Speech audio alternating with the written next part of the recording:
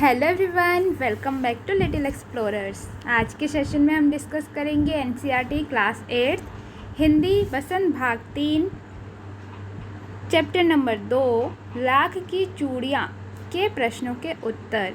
इसके लिए सर्वप्रथम आपको इस चैप्टर को रीड करना है और फिर इन प्रश्नों के उत्तर को समझना है। चलिए स्टार्ट करते हैं। प्रश्न 1, बचपन में लेखक अपने मामा के गांव चाव से क्यों जाता था और बदलू को बदलू मामा ना कहकर बदलू काका क्यों कहता था? बचपन में लेखक अपने मामा के गांव चाव से इसीलिए जाता था क्योंकि लेखक के मामा के गांव में लाख की चूड़ियाँ बनाने वाला कारीगर बदलू रहता था। लेखक को बदलू काका से अत्यधिक लगाव था क्योंकि वह लेखक को लाख की ढेर सारी रंग बिरंगिया गोलियां देता था जो उसे बहुत अच्छी लगती थी। वैसे तो लेखक के मामा के गांव का होने के कारण उसे बदलू को बदलू मामा कहना चाहिए था, पर लेखक उसे बदलू मामा ना कहकर बदलू काका कहता था क्योंकि गांव के सभी बच्चे उसे यही कहा करते थे।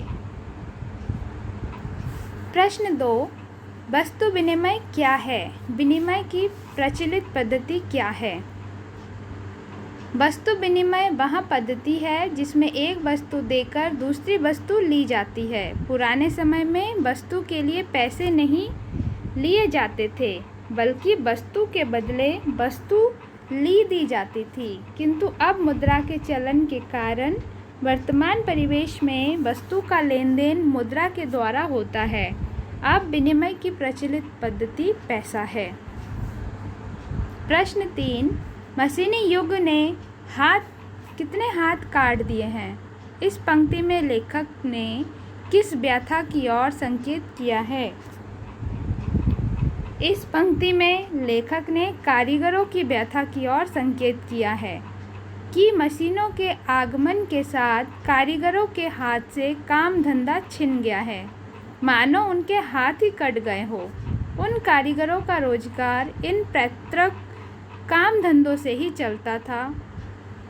उसके अलावा उन्होंने कभी कुछ नहीं सीखा था। वे पीढ़ी दर पीढ़ी अपनी इसी कला को बढ़ाते चले आ रहे हैं और साथ में रोजी रोटी भी चला रहे हैं, परंतु मशीनी युग ने उनकी रोजी रोटी पर वार किया है। मशीनों ने लोगों को बेरोजगार बना दिया है और वे भूखों मरने की कगार पे आ गए हैं। मशीनों के प्रयोग से बदलू जैसे कुशल कारीगरों के हाथ से काम छिन गया है। वे या तो बेरोजगार हो गए हैं या फिर अन्य व्यवसाय अपनाने को विवश हैं। प्रश्न 4, बदलू के मन में ऐसी कौन सी व्यथा थी जो लेखक से छिपी ना रह सकी? बदलू लाख की चूड़ियाँ बेचा करता था, परंतु जैसे जैसे कांच की चूड़ियों का प्रचलन बढ़ता गया उसका व्यवसाय ठप पड़ने लगा।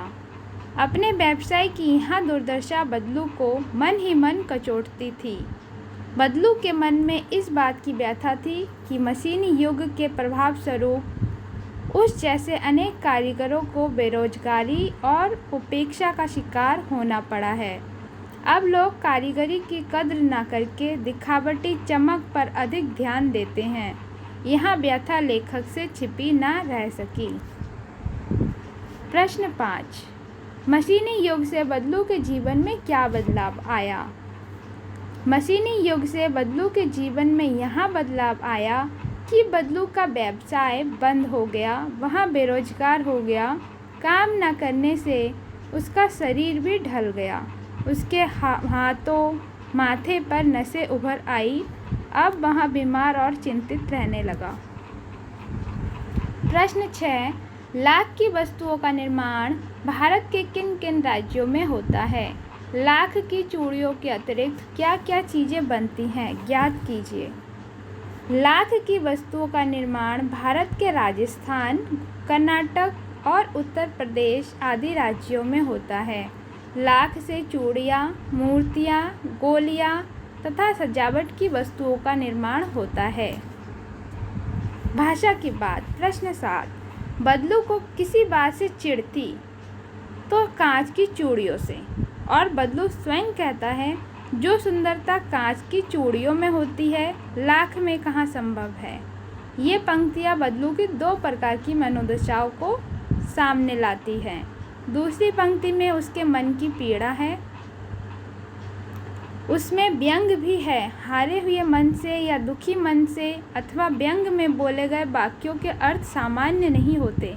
कुछ व्यंग वाक्यों को ध्यानपूर्वक समझकर एकत्र कीजिए और उनके भीतरी अर्थ की व्याख्या करके लिखिए। व्यंग वाक्य: अब पहले जैसी औलाद कहाँ। व्याख्या: आजकल किसी भी बुजुर्ग के मुख से आमतौर पर यह सुनने मिलता है जिसमें उनके हृदय में छुपा हुआ दुख और व्यंग देखने मिलता है। उनका मानना है कि आजकल की संतान बुजुर्गों को अधिक सम्मान नहीं देती। प्रश्न 8, बदलू कहानी की दृष्टि से पात्र है और भाषा की बात व्याकरण की दृष्टि से संज्ञा है। किसी भी व्यक्ति, स्थान, वस्तु, विचार अथवा भाव को संज्ञा कहते हैं। संज्ञा को तीन भागों में बांटा गया है। व्यक्तिवाचक संज्ञा जैसे लल्ला, रज्जो, आम, कांच, गाय इत्यादि। जातिवाचक संज्ञा जैसे चरित्र, स्वभाव, वजन, आकार आदि द्वारा दी जाने वाली संज्ञा।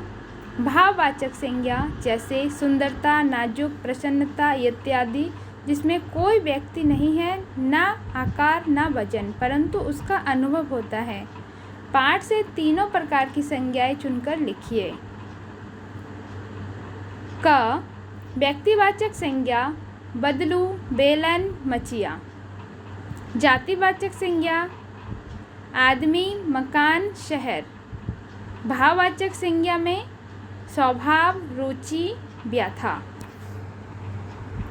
प्रश्न 9, गांव की बोली में कई शब्दों के उच्चारण बदल जाते हैं। कहानी में बदलू वक्त, समय को बखत, उम्र को उमर कहता है। इस तरह अन्य शब्दों को खोजिए जिनके स्वरूप में परिवर्तन हुआ हो, अर्थ में नहीं। इंसान, मनुष्य। रंज, दुख। गम, मायूसी। जिंदगी, जीवन। और अंत में औलाद, संतान। ये सेशन क्लास 8 के हिंदी बसंत भाग 3 का चैप्टर नंबर 2 लाख की चूड़ियाँ से ली गई हैं। और thank you for watching. Do like, share and subscribe for upcoming videos. Thank you so much.